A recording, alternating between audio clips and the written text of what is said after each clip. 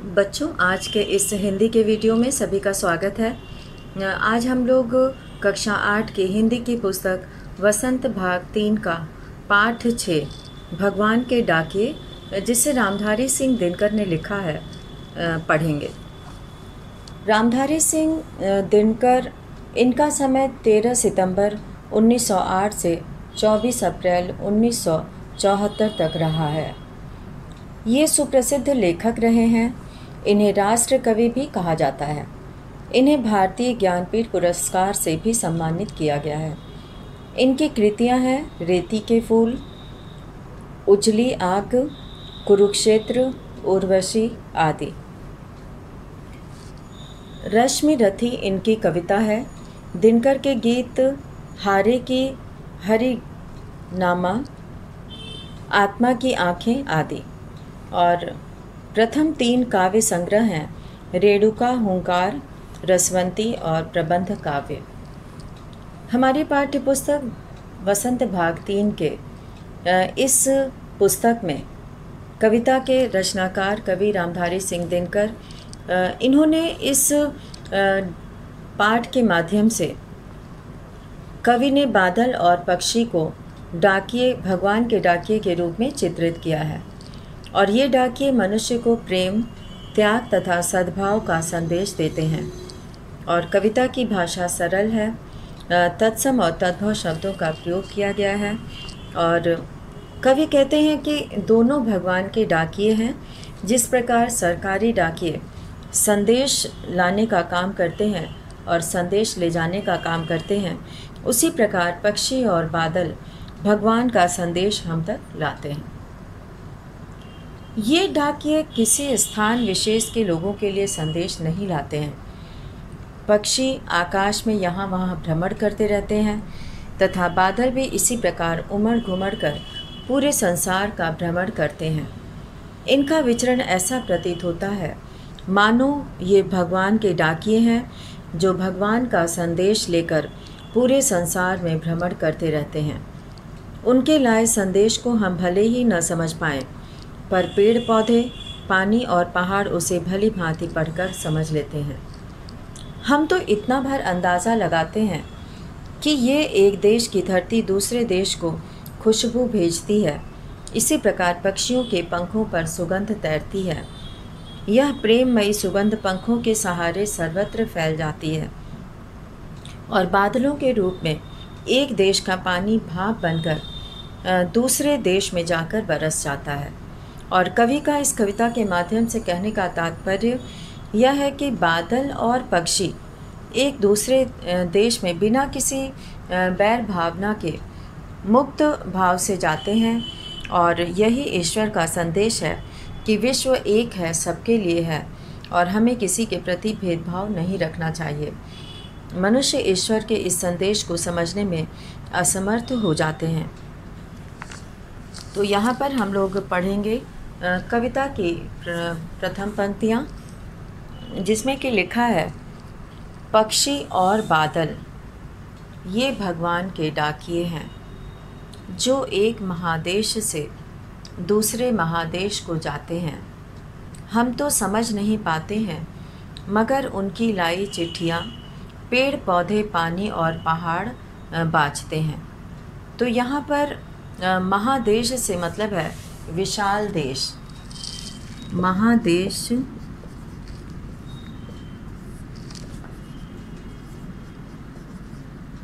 विशाल देश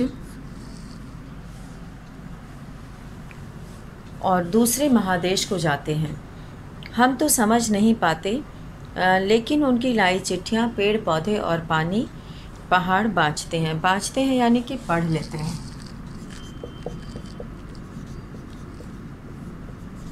बाँचते हैं अर्थात पढ़ लेते हैं।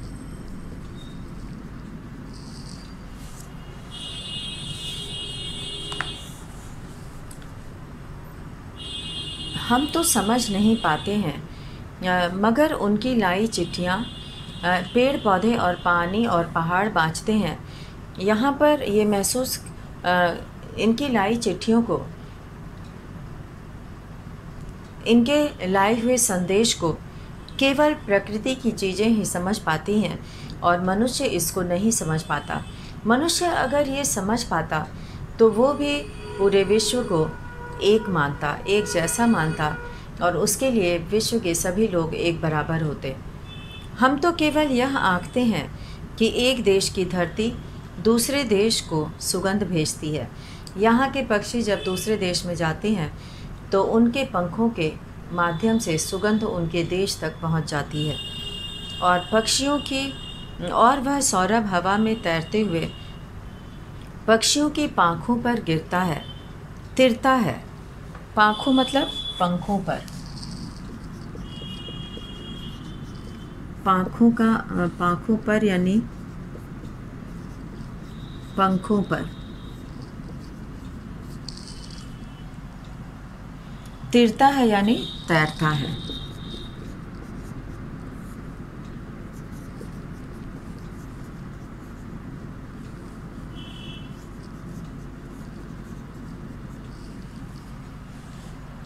और एक देश का भाग दूसरे देश में पानी बनकर गिरता है। कहने का तात्पर्य ये है कि बादल और पक्षी, इनके लिए कोई भी भेदभाव नहीं है।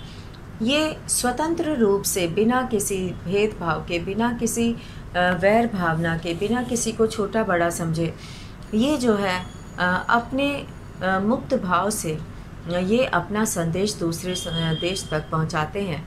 कहने का तात्पर्य है कि इनको देखकर ये महसूस होता है, हमें ये संदेश मिलता है कि जिस प्रकार बादल और पक्षी बिना किसी भेदभाव के, बिना किसी सीमा रेखा के, बिना किसी बंधन के, वो स्वतंत्र रूप से एक देश से दूसरे देश में चले जाते हैं और अपने संदेश लोगों तक पहुंचाते हैं। तो उसी प्रकार जबकि इन चीज़ों को मनुष्य नहीं समझ पाता, मनुष्य ने तो सीमाएं बांध रखी हैं और एक देश से दूसरे देश जाने पर बहुत सारे नियमों का पालन करना पड़ता है। तो इस पाठ में जिस तरह से सौरभ यानी सुगंध,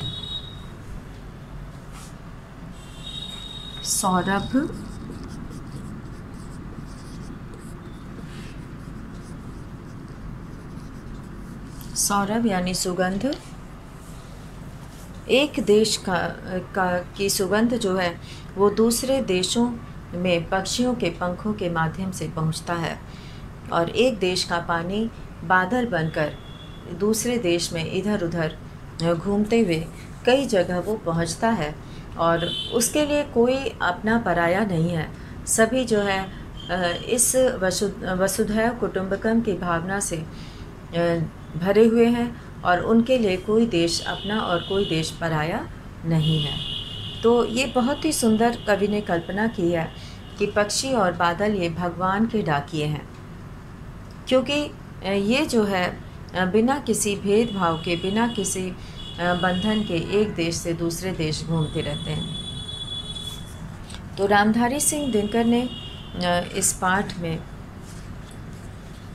लोगों के अंदर सद्भावना, भाईचारा और अपनेपन की भावना का संदेश दिया है और जिसमें कि प्रकृति जो है, पेड़ पौधे, पानी और पहाड़ ही इन चिट्ठियों को बाँचते हैं, अर्थात पढ़ पाते हैं और दूसरे लोग जो है इसको नहीं पढ़ पाते, मनुष्य इसको नहीं समझ पाता। अगर मनुष्य इस चीज़ को समझ पाता तो वह जो है इन्हीं की तरह पूरे विश्व को अपना मानता। तो यहाँ पर हम लोग इससे पहले यहाँ पे केवल पढ़ने के लिए एक चिट्ठियाँ करके लिखा है। लेटर बक्स में पड़ी हुई चिट्ठियाँ, अनंत सुख दुख वाली अनंत चिट्ठियाँ, लेकिन कोई किसी से नहीं बोलती, सभी अकेले अकेले अपनी मंजिल पर पहुँचने का इंतज़ार करती है। कैसा है यह एक साथ होना, दूसरे के साथ हंसना न रोना, क्या हम भी लेटर बॉक्स की चिट्ठियाँ हो गए हैं। राम दरश मिश्र का लिखा हुआ ये बहुत ही सुंदर कविता की पंक्तियाँ हैं और यहाँ पर हम लोग भगवान के डाकिए के माध्यम से पत्र लाने वाले जो है वो भगवान के डाकिए हैं और ये पक्षी और बादल को उन्होंने डाकिए के रूप में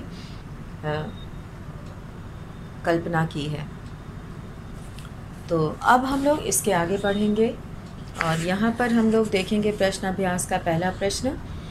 कविता से कवि ने पक्षी और बादल को भगवान के डाकिए क्यों बताया है, स्पष्ट कीजिए। तो यहाँ पर हम लोग इसके बारे में लिखेंगे कि कवि ने पक्षी और बादल को भगवान के डाकिए क्यों बताया है।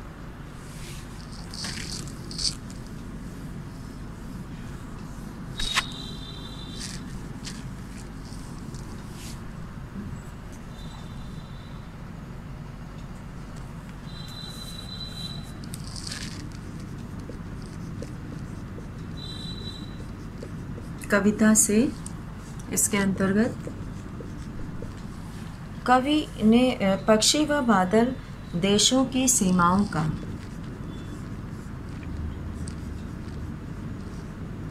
पक्षी और बादल देश की सीमाओं का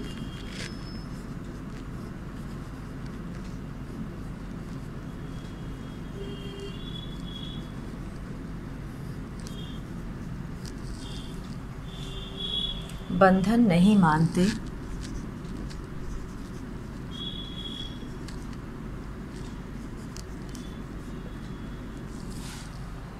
देश की सीमाओं का बंधन नहीं मानते।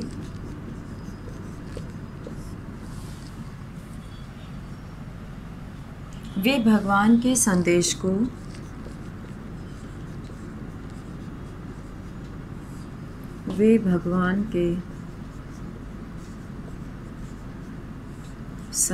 को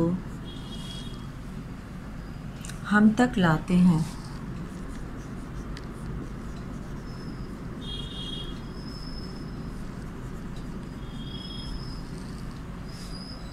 इसलिए कवि हम तक लाते हैं।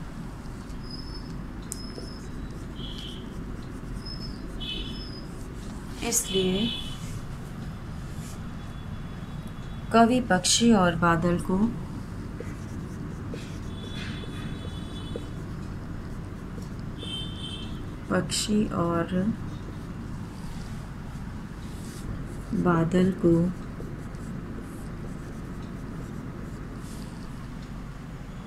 भगवान के डाकिए कहा है।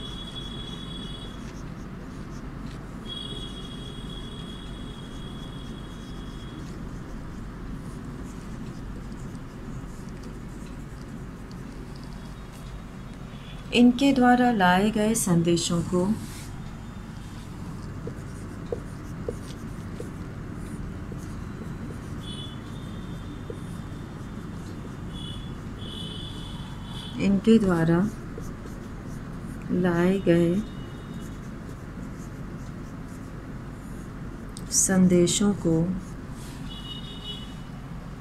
सिर्फ पेड़ पौधे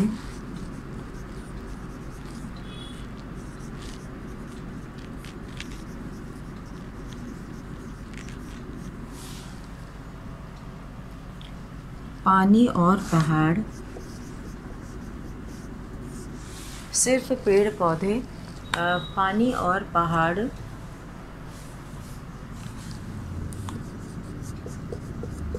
पानी और पहाड़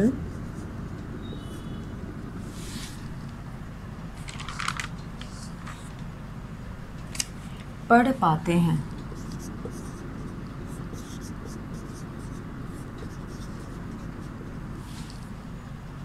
इनका संदेश किसी व्यक्ति विशेष के लिए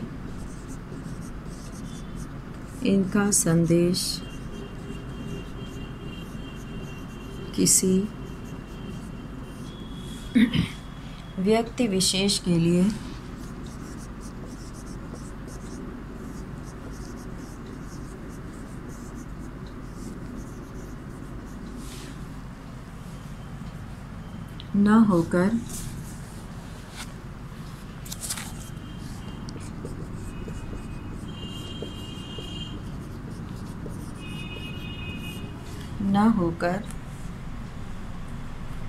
विश्वव्यापी होता है।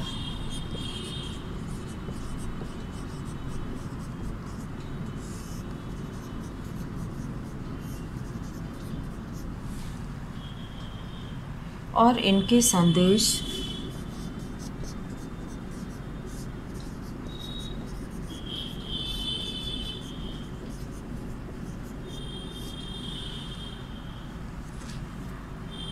विश्व बंधुत्व के होते हैं।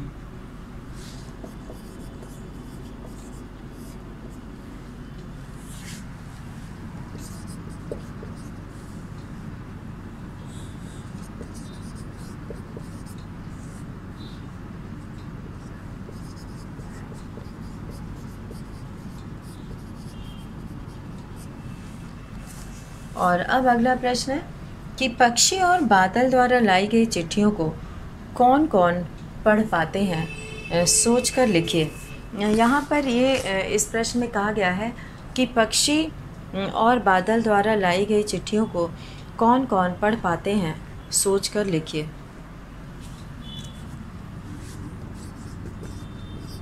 ये उत्तर 2 है। पक्षी और बादलों के द्वारा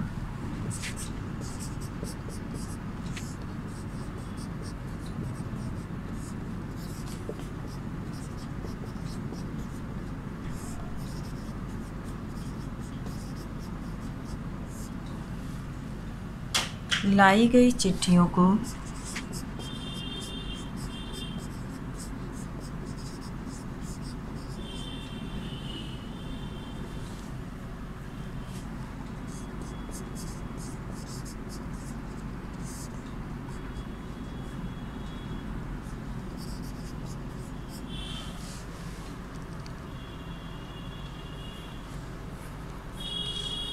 पक्षी और बादल के द्वारा लाई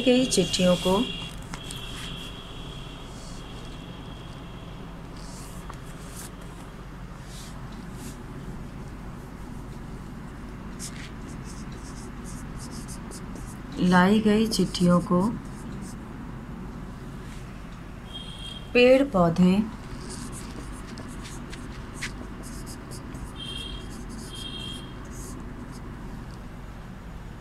नदियाँ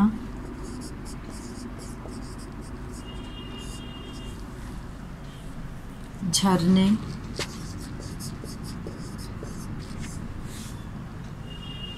पानी आदि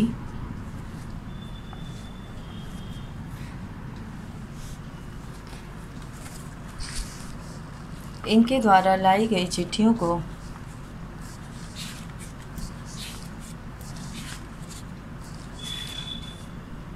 पेड़ पौधे, पानी और पहाड़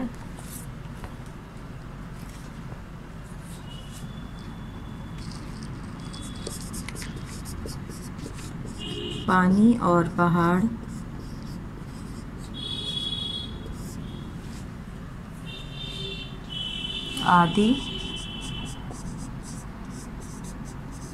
प्रकृति के सभी रूप पढ़ लेते हैं।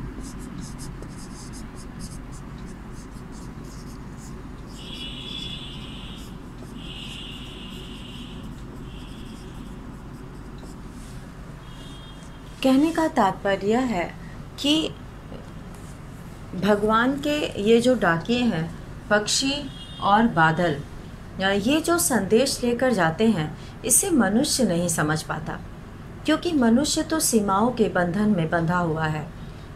उसके अंदर अपने और पराये की भावना है। उसकी दुनिया जो है वो अलग अलग देशों में बटी हुई है। लेकिन पक्षी और बादल तो उन्मुक्त भाव से, बिना किसी बंधन के, बिना किसी भेदभाव के वे दूसरे देशों में भी चले जाते हैं और वहाँ पर पानी बनकर बरसते हैं, यानी कि अपना संदेश दूसरे देशों तक फैलाते हैं। और इस तरह से पेड़ पौधे, नदियाँ, झरने, पानी और पहाड़, ये जितनी भी चीज़ें हैं, ये जो है इनके द्वारा लाई गई चिट्ठियों को पढ़ पाते हैं। और अब इसके बाद जो अगला प्रश्न दिया हुआ है, और अगला प्रश्न यहाँ पर दिया है कि पक्षी और बादल की चिट्ठियों में पेड़ पौधे, पानी और पहाड़ क्या पढ़ पाते हैं। तो इसमें जो है वो ऐसा क्या संदेश लेकर जाते हैं जो कि पक्षी और बादलों के द्वारा ही ले जाया जाता है। तो इस प्रश्न का उत्तर हम लोग अगले वीडियो में करेंगे। तो इसी के साथ आज का ये वीडियो यहीं समाप्त करते हैं। धन्यवाद।